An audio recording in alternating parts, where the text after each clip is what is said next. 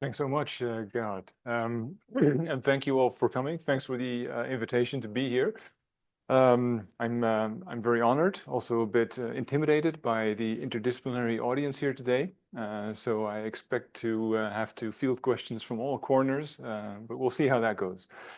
So I'm going to talk about gatekeeping in science, as you said. I've sort of rebranded, retitled the talk a little bit to make it more about how to trust science. So what I'm going to do, it's sort of very broad outlines, is take sort of a big picture, sort of systemic perspective on contemporary science and how it works, how it functions, and whether it functions well or badly, and in what ways. Because the interesting thing that has happened over the past couple of decades, you might say, is that there's sort of a new field, or sort of different fields have emerged, which sort of study contemporary science at scale. I mean, there was always the history of science, there was always the philosophy of science, but there are now fields like meta-science, research integrity, which really study how contemporary science works in detail. And I take it some of you or many of you will have heard about this or perhaps know quite a bit about it already. But most of the information that I'm going to talk about today is from those fields, so it's all sort of to do with recent developments in science. But before I begin, let's sort of look at a traditional answer, one that is still quite popular, in fact, for why people think science ought to be trusted. And to be clear, I'm not going to say we should distrust science. So, let me start by saying that. I am going to argue for a much more nuanced and qualified trust in contemporary science. So, point is not science is all bad, but I mean, science isn't quite what is sometimes made to be in these popular answers as to why we should trust science. So what do people usually say, both scientists, I mean, but also citizens, about why we should trust science? Well, chances are, if you ask people about this, something like the Popperian answer will crop up. Right? So people talk about falsification. So what's so great about science? Well, in science, scientists work hard to falsify their own ideas and those of others. And those ideas that survive, especially those that survive for a long time, are the best ideas we have, at least for the time being. And the reason why they're the best ideas is that we've tried very hard to prove them wrong. So if they survive that, then certainly, they're worth something. So a slightly more contemporary version of this answer is given by the historian of science, Naomi Oreskes. You probably also know her from her book, Merchants of Doubt, where she detailed the history of the climate denialism industry. I think this book is from 2018. It's a book that gives a long answer to the question why we should trust science. And some of the key ingredients here in her answer resemble the Popperian story a little bit, but they're more elaborate, and they also emphasize sort of the social collective nature of science more. So her basic answer to the question as to why we should trust science is, again, to do with this critical scrutiny that happens in science, critical scrutiny that happens with all scientific ideas. And how does that happen? Well, basically through a long process of review of various sorts, critical discussion, review. So this starts with new scientific ideas that are discussed among colleagues and scrutinized by colleagues. And if they work and the data is there and analyses are done, then those ideas are presented at conferences and workshops. And then the paper is written up and then it's published, or it's not published, but at any rate, it is reviewed by peers. So this is sort of a familiar story about the way science works. And this whole lengthy process of review of various sorts from various angles by a lot of people is, according to Oreskes, the reason why we should trust science.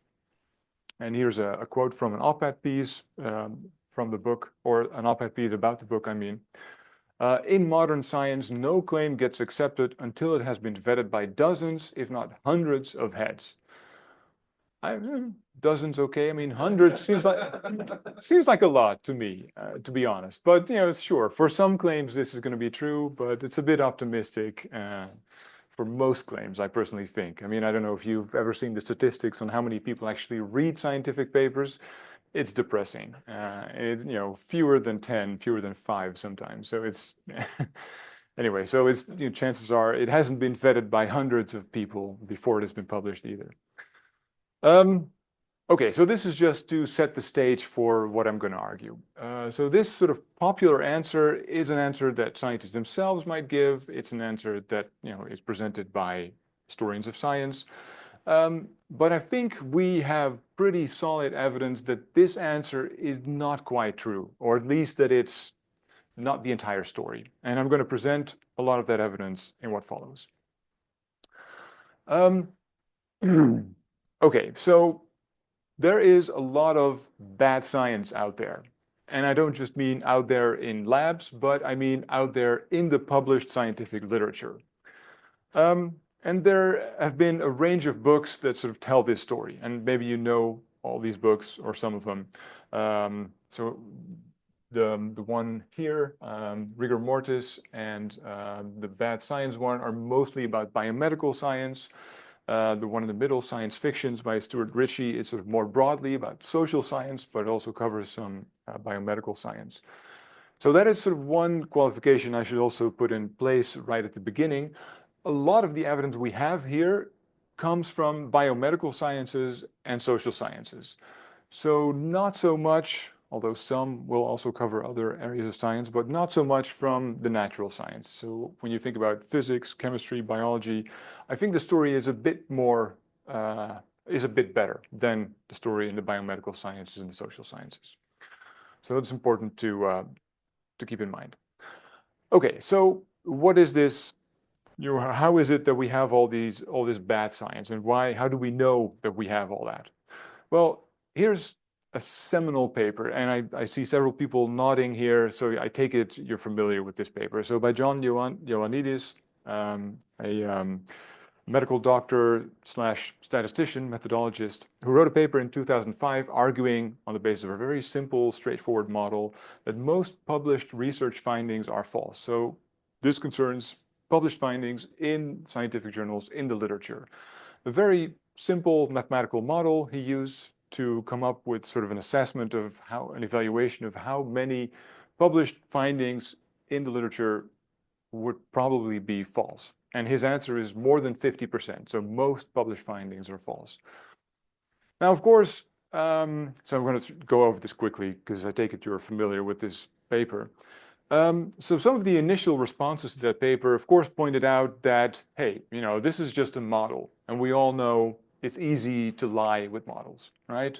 If you put in parameters and, give some rough estimates, you can basically go in many different directions.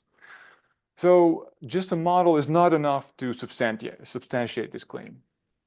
So what people started doing was replication studies. So looking at earlier published papers, trying to do them again to find out if they could get the same results. And then the story took a really bleak turn. So in many cases where scientists tried to do replication studies, they failed miserably. So here is, I guess, one of the first sort of larger replication attempts. This was from preclinical cancer research, so biomedical research. 53 landmark preclinical studies, so very promising, widely published results that people thought were super promising and worthy of attention. So they tried to replicate them. Only 6 out of those 53 replicated. So that's pretty bad. For the other ones, they simply couldn't get the same results. So either they didn't find anything, or effect sizes that were much smaller. And of course, I mean, this is cancer research, so this matters for people's health. And sort of the interesting thing is this also matters for drug companies because they want to develop drugs or other treatments. So if they, start doing larger experiments on the basis of preclinical research, they're basically wasting lots of money if there's all this unreliable stuff out there in the literature. Okay, so this is one example. So you might think, oh, but this is 2012, so surely, things have gotten better now. Well, a little bit, perhaps. Here's a paper from 2021, basically again looking at preclinical cancer biology. 50 experiments from 23 papers, 158 effects that they looked at in all these papers taken together. The replication rate is slightly better, 46%. So, that's a stiff increase from the 11% before. So perhaps the situation has improved a little bit, or, depending how you look at it, a lot. But still, 46% is not great. I mean, this is supposed to be published scientific results in the literature that we're supposed to be able to trust, given this popular answer that I presented before. So if only half of those can be replicated, we're still in a pretty bad situation. Okay, so this is biomedical research, or at least a small part of biomedical research. Let's look at some other fields. And this one is, so I guess the most hilarious one, nutrition research. This has, a very sort of terrible reputation when it comes to replication studies. And maybe you figured as much. I mean, if you read the newspapers, every once in a while, you will find these articles about if you eat such and so many foodstuffs every week or day, then, magical things will happen or terrible things will happen. As you might expect, a lot of this just doesn't replicate at all. So this is a paper by, again, done together with John Ioannidis, the same guy from the 2005 paper. Here's a sort of a lovely quote. Here goes. Eating 12 hazelnuts daily would prolong life by 12 years. So that's 1 year per hazelnut. That's a lot, right? Drinking 3 cups of coffee daily would achieve a similar gain of 12 extra years. So, let's have another coffee. And eating a single mandarin orange daily would add 5 years of life. And this is all based on findings from the published literature. Conversely, consuming 1 egg daily would reduce life expectancy by 6 years. So cut the eggs from your breakfast. And especially the bacon too. Eating 2 slices of bacon daily would shorten life by a decade, an effect worse than smoking. Well, he asks rhetorically, could these results possibly be true? Of course not. I mean, it is really bad. Okay, psychology. A famous replication study from 2015, 100 studies from prestigious psychology journals that they tried to reproduce, are really a massive project. I mean, this is a lot of work. Only about 1/3 replicated successfully, and I take it this one especially will be familiar to people in the room here. And the effect sizes they found in the ones that replicated were only about 50% of the original. So you have strongly overblown claims in the psychology literature. Economics. Okay, so I'll go on for a little bit more, but you get the picture now, right? Economics. Similar numbers. The conclusion they have there on the slide also cited, because we are able to replicate less than half of the papers in our sample, even with help from the authors, so this is a serious replication attempt, we assert that economics research is usually not replicable. And so on and so forth. So this is experimental economics. Again, 61% that replicated, so could be worse, but still pretty bad. Social science, so again, a very big replication attempt. 21 high-profile studies, so very widely cited work. 62% replicate, and again, effect size is much smaller, 50% smaller than in the original published papers. So this is social science. So we have political science, sociology, so a broad array of fields that they looked at. Education research, again, so one thing is not a lot of replication. Okay, let me backtrack. Okay, education research. Not a lot of replications are done there. So there's one problem when people do replications, usually there are lots of problems with getting the same results. But another problem is that replications are fairly rare. So this is education research where they find that hardly any replications are done. So all of those innovative new teaching methods that we try out on students, I mean, the scientific evidence is usually pretty shaky. because it hasn't been replicated.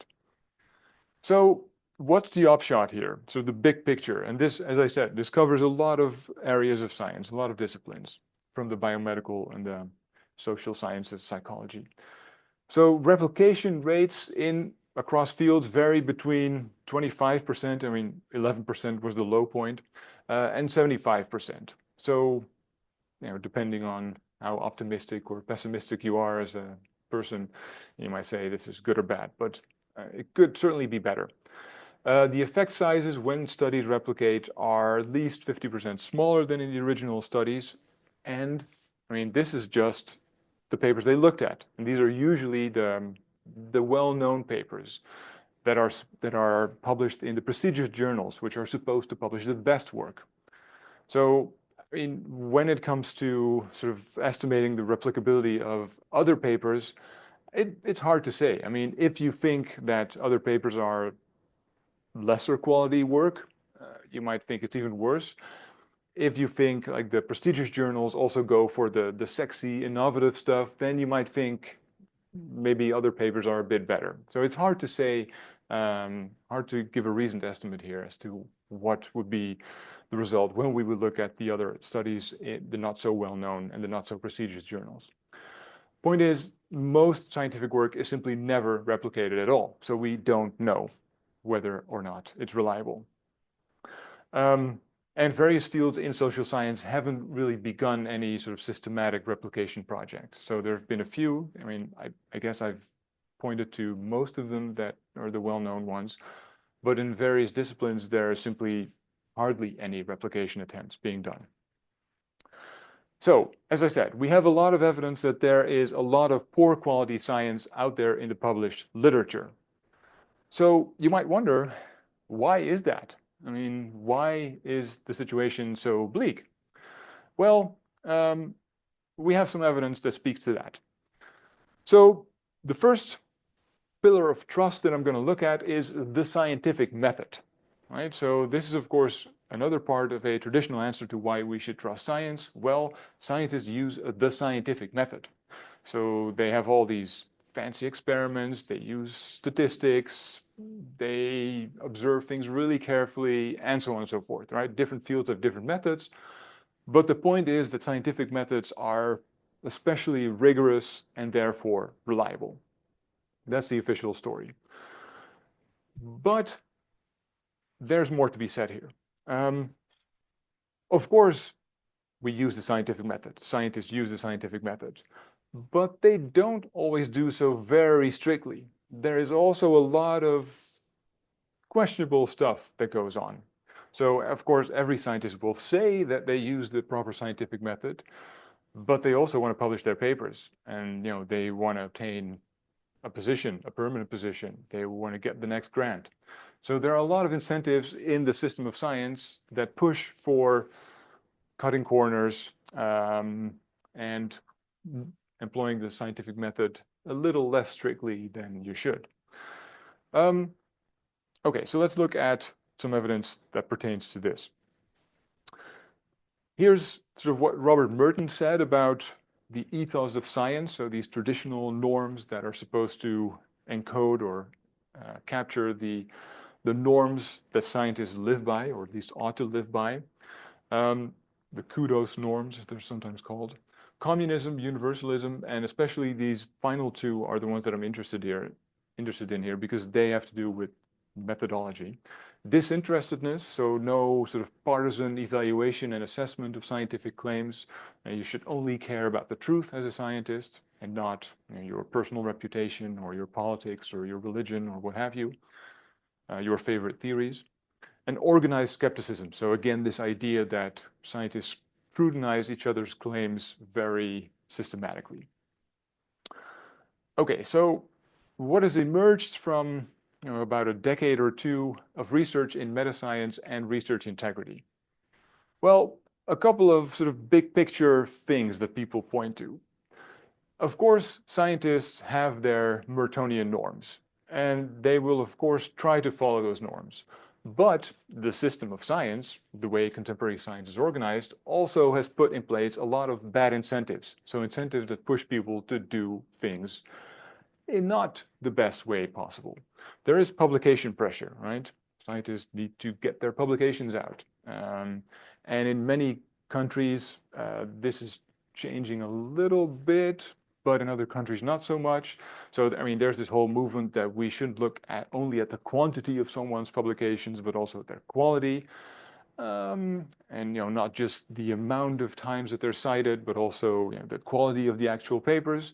So there is some pushback against this, but in a lot of cases, there's still a lot of publication pressure because it's basically the only measuring stick that we have when it comes to assessing how good we think someone is as a scientist, as a researcher. And there are countries where researchers, in fact, get paid by based on the number of papers they publish.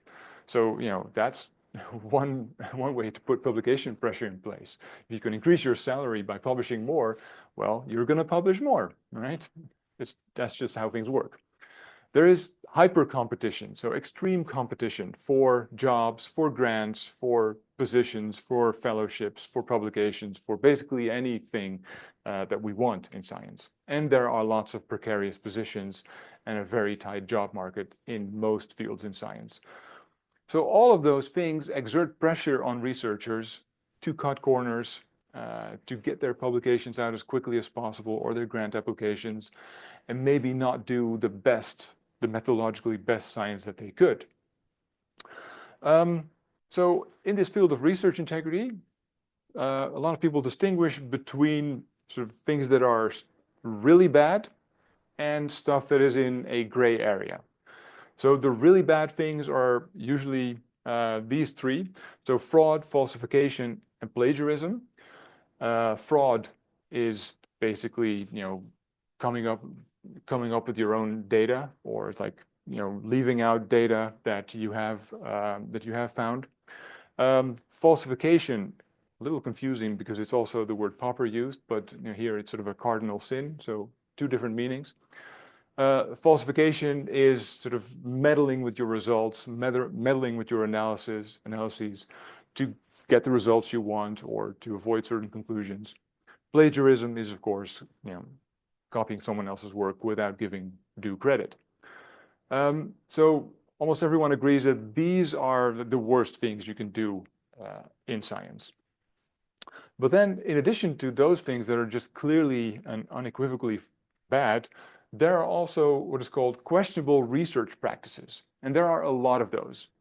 So they're not as bad as the three others, but they can still be pretty bad. So I take it those will be familiar to many of you as well. But p-hacking, so making sure that you get a significant result by doing your analysis with the statistics slightly different, for example, or maybe leaving out a few data points that looked a little bit strange anyway. So you might have some sort of official story about why those data points weren't any good to begin with. So, or I mean, another thing that happens is when a big experiment is going on,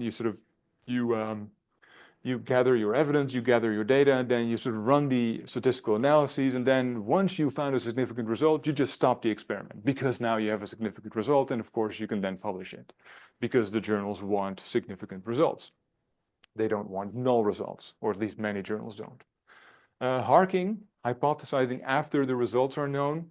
So you basically have a big data set, and then you try out a range of possible hypotheses to see which one comes out as significant. Also bad practice. And there's a whole list there. Not publishing, null findings, selective citations, poor note keeping. All of those things might bear on the reliability of science in the long run. So how much does this happen? Well, of course, this is a tricky question to investigate because if you ask people, they're going to say, no, I mean, I certainly don't do these things, like the really bad ones. And those ones, maybe sometimes, but they will definitely underestimate how much they do this, right? If you just ask them. But still, I mean, people have done surveys to look at this, anonymized, obviously, for obvious reasons. Here's a paper that sort of started this. Scientists Behaving Badly from 2005, Brian Martinson and colleagues. This was from the US.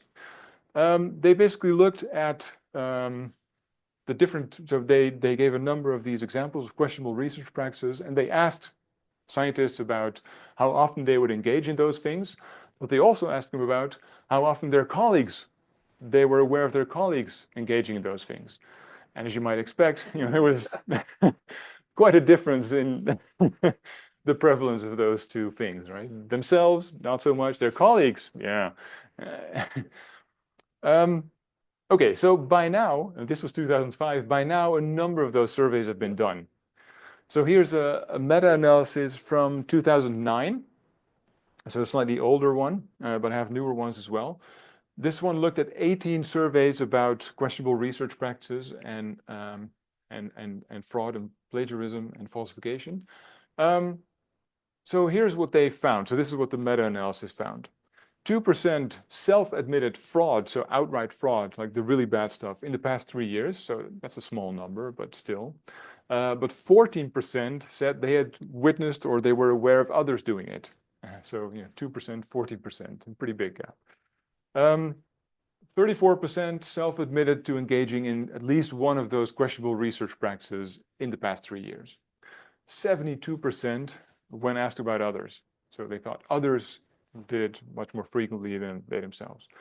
It's sort of similar to the situation where you ask a population whether they're a better than average driver, right? And like 70% or 80% will say, yeah, I'm a better than average driver. That cannot quite be true. So here's a newer study that has, again, a meta-analysis that covers more of these similar surveys. The numbers are roughly similar, right? So you get the same gap between self-report and reporting about others, and a small percentage that engages in outright fraud, and 30, 40, 50% that admits to engaging in questionable research practices. So here's another example, an even newer one from the Netherlands. So I'll start with the Dutch population of academics. I don't have one about German academics, so I don't know. So again, you see similar numbers: fabrication, falsification, 4%, questionable research practices, the different categories, different numbers. But the upshot is the same, right? A lot of scientists do this, and the story is pretty much the same in other countries. So here, Norway. Here's one about Sweden, with sort of a nice graph where it has a whole bunch of categories there: plagiarism, selective reporting, self-plagiarism, not contributing, and still being an author. So there's a whole range of things there. And as you see, the dark blue shade is sort of sometimes the orange shade is often. So again, similar statistics as before. So what this teaches us is that this nice story about the scientific method doesn't quite work in practice, right? Sure, we follow scientific methods, but there's also a lot of corner cutting, a lot of stuff that is done that isn't quite optimal methodology. And of course, this might go a long way towards explaining why we find so much poor science in the literature, right? If people do this, so they employ all these questionable research practices because of bad incentives, presumably, we're going to get lots of poor quality findings published in the scientific literature. So this is certainly one part of the explanation for why we have so much bad published literature. And it's also one reason why we need a more qualified, a more nuanced story about why we should trust science. I mean, in practice, there are lots of issues with how scientists employ the scientific method. They don't always do so very strictly. Okay, let's look at another pillar of trust. So a further part of the story about why we should trust science: peer review. So I take it all of us have had some surprising experiences with peer review, our papers being peer reviewed in ways that don't always seem super constructive. So we all know Reviewer 2, right? There's these accounts on social media that give us these horrific quotes from actual review reports. The authors seem to be reinventing the wheel and a flat tire to go along with it. And these are all actual quotes. I mean, paper strength, none. So, I mean, a lot of people feel that peer review maybe isn't doing what it's supposed to be. And of course, it's hard to admit that your paper might have flaws. I mean, so there's always a bit of conflicting interest there. But it also seems like sometimes review reports you get are just terrible, right? And it seems like it's flipping a coin and sort of you just submit to the next journal and try again. So this is a feeling that a lot of us have. But is there any scientific evidence pertaining to this? Well, there is. So here's Richard Smith, the former editor of the British Medical Journal. And this is a paper on peer review. So we have little evidence on the effectiveness of peer review, but we have considerable evidence on its defects. In addition to being poor at detecting gross defects and almost useless for detecting fraud, it is slow, expensive, profligate of academic time, highly subjective, something of a lottery, prone to bias, and easily abused. So that's a pretty damning judgment there. And this is not just his personal opinion, so he has a lot of studies to back this up. So let's look at a few of those. Interesting experiments where they tried out peer review. So this is sort of a good methodological setup, right? So they send out manuscripts to reviewers and they intentionally introduce major errors in the manuscript. So we have one without the errors and one with the errors. And then they send those out to see if reviewers catch those errors. Well, they don't, or at least only a few of them. Only 25 to 30% of major errors. And these aren't like tiny, subtle things with statistics. It's real, I mean, it's sort of in your face, like really bad errors. And of course, I mean, we all understand it, right? Because we don't have the time to review papers rigorously. I mean, at least sometimes we don't. I mean, sometimes when we really like a paper, we really dive in, but other times we just don't have a lot of time.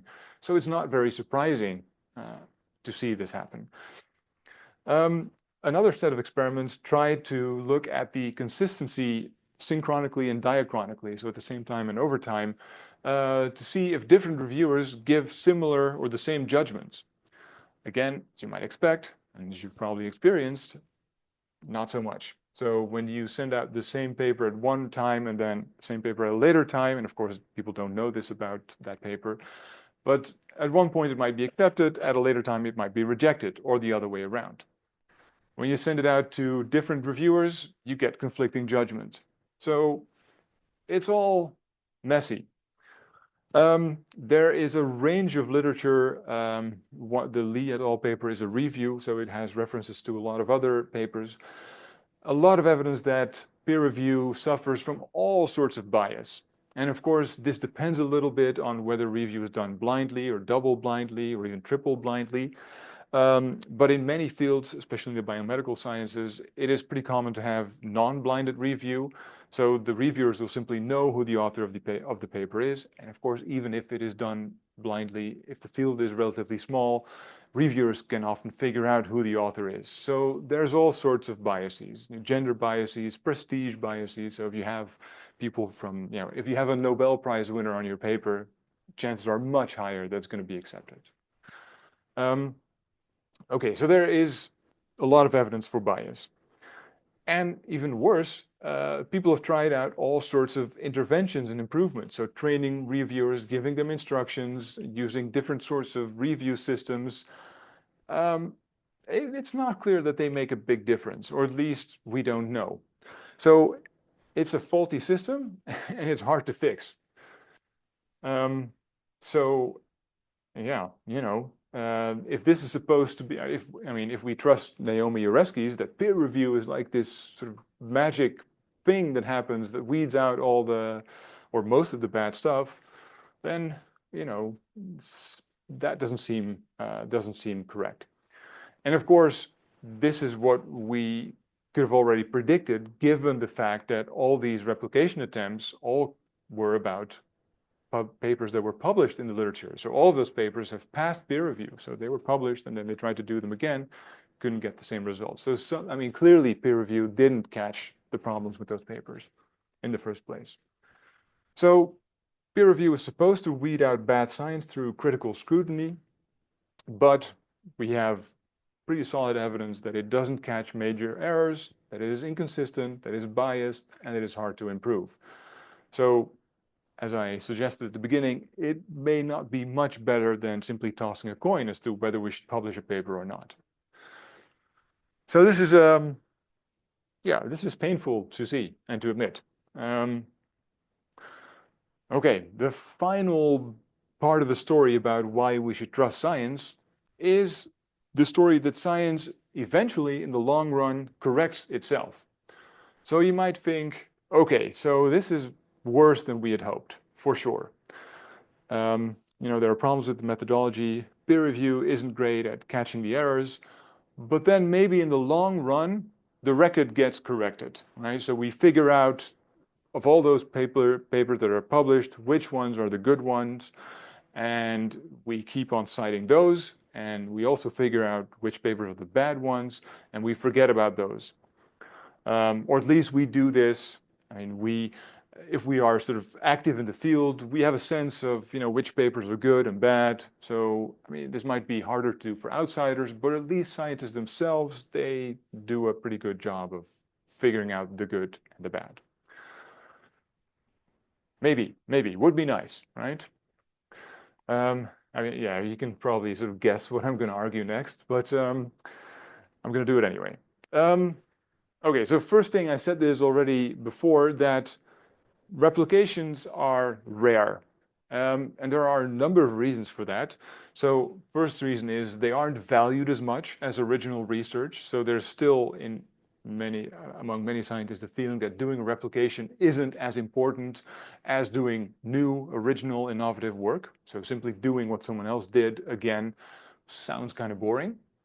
And of course, the result is that we have all these innovative papers with new results, and we don't really know whether they're any good because they aren't replicated.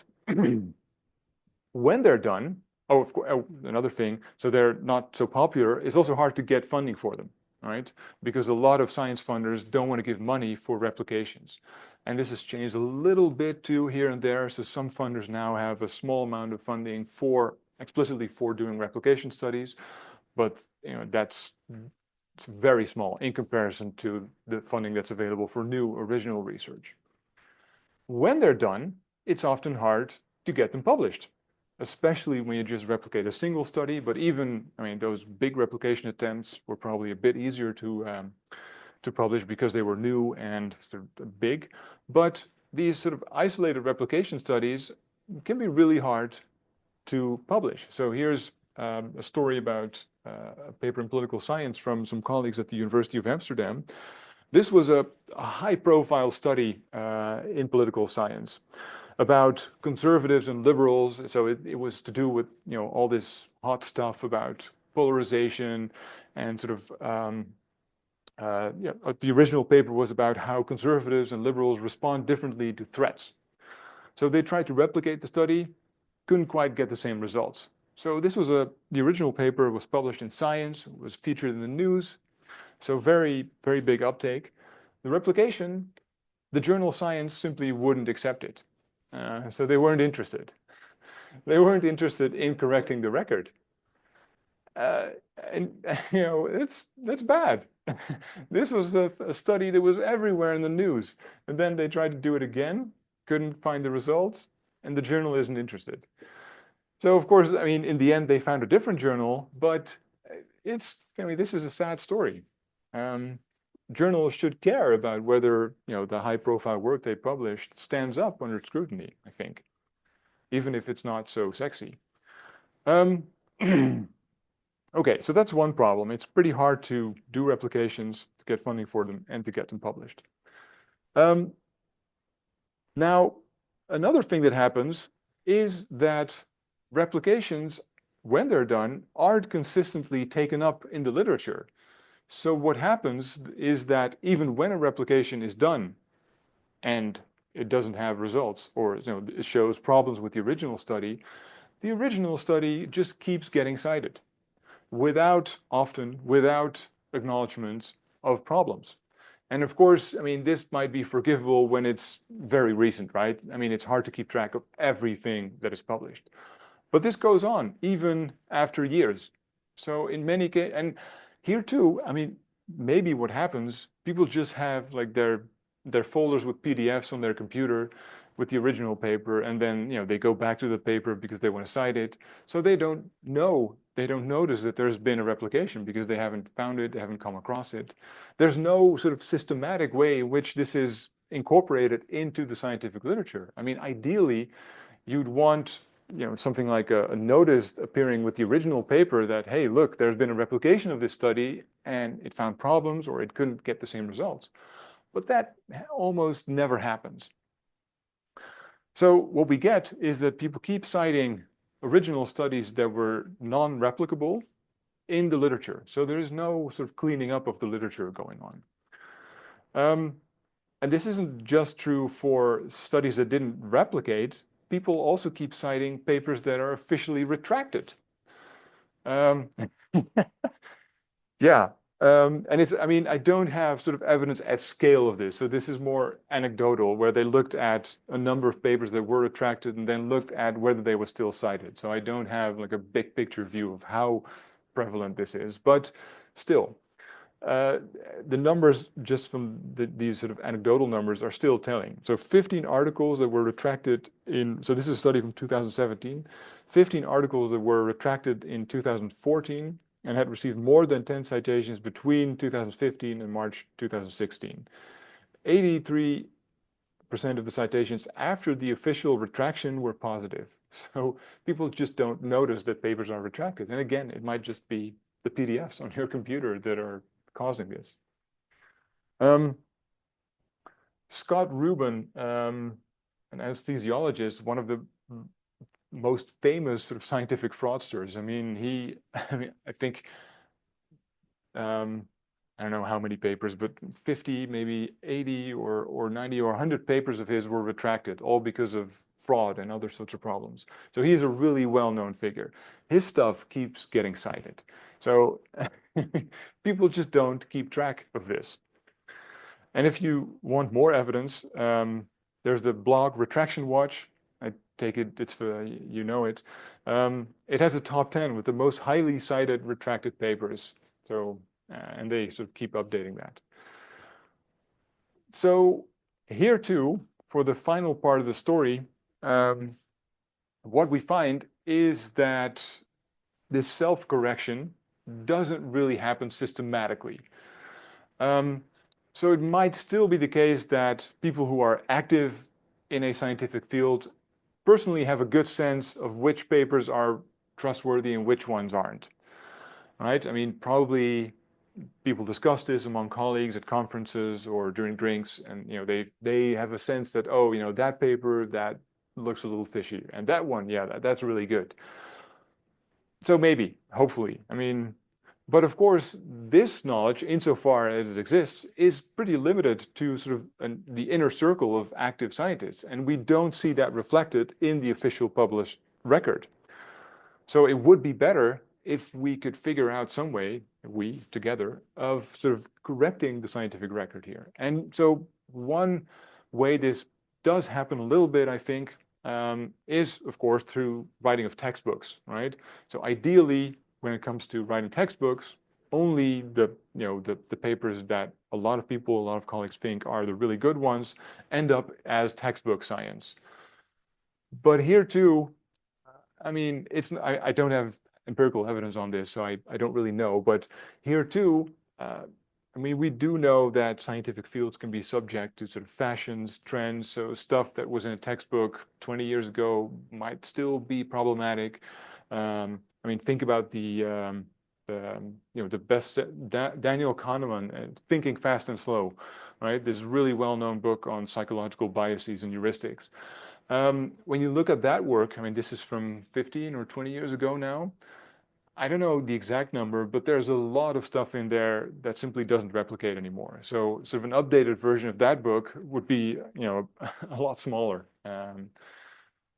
So that's sort of a really well-known book where you would think, he was a Nobel Prize winner, so surely, I mean, he would be able to figure out the good and the bad stuff. But he too later admitted that he had been too optimistic about psychology as a field and sort of the reliability of it. So, I mean, if this happens there, then chances are it happens in other places as well. So we don't have systematic cleanup of the scientific record. So self-correction, sometimes in some ways, but certainly not systematic across fields. So this is a pretty sad story so far. Is there any good news? Well, a little bit, but then more bad news to counter it. The good news is, of course, there have been reform movements. I mean, especially in the last 2 decades, since people started to figure out these problems with poor science and replication problems, the replicability crisis, replication crisis, people started to think hard about how we could do better. And a lot of really good things have emerged. So open science practices, people who emphasize the importance of more methodological rigor, so better statistics. Many universities now have research integrity training for students, PhD students, or junior faculty. Some journals adopt different models of peer review, open peer review or post-publication review, where people look at or can still have the opportunity to review papers even after they're published and publish sort of notes attached to the paper. So, and there are more replications than there were some years ago. So things are getting a little better. The question is, when you look at the system as a whole, are we doing enough to sort of keep up with how things are developing? Because, I mean, some of the most recent things that are happening are, of course, generative AI. So large language models such as ChatGPT, Copilot, and so on. And people use those. I mean, scientists use those to write parts of their paper for them, or to simply churn out papers even when they're not actually doing good science. So there are sort of fake papers being churned out at scale. A lot of this is happening. And this is done by paper mills. So these sort of companies, or I guess they're companies, organizations that just churn out papers, fake papers, basically. There are predatory journals, so journals that charge author publication fees to make money, and they don't really care about the quality of the paper. And to give you just one example, and apologies for the somewhat explicit graphic here, but I don't know if you saw this one. Some people did. So this was a paper in a special issue for a Frontiers journal. This illustration was literally in the scientific paper. And if you think it's a little weird, you're right. I mean, this is ridiculous. This is an AI-generated image of a rat with very large genitals. And it doesn't make any sense. Yet, it was published in a paper. It passed peer review, or at least something like peer review. So this is bad. But of course, generating stuff like this becomes easier and easier. And this is not a very serious attempt, but you can sort of reverse engineer data sets to get the results you want using AI, right? So if you sort of know the hypothesis and you know what you want to get, you can have a data set sort of generated automatically by AI. So it all looks like it's, real data, but really it isn't. So this is getting easier and easier to do. So what we have, okay, so one more thing I should mention. There are a lot of papers being published, and the amount of papers that's being published is increasing tremendously.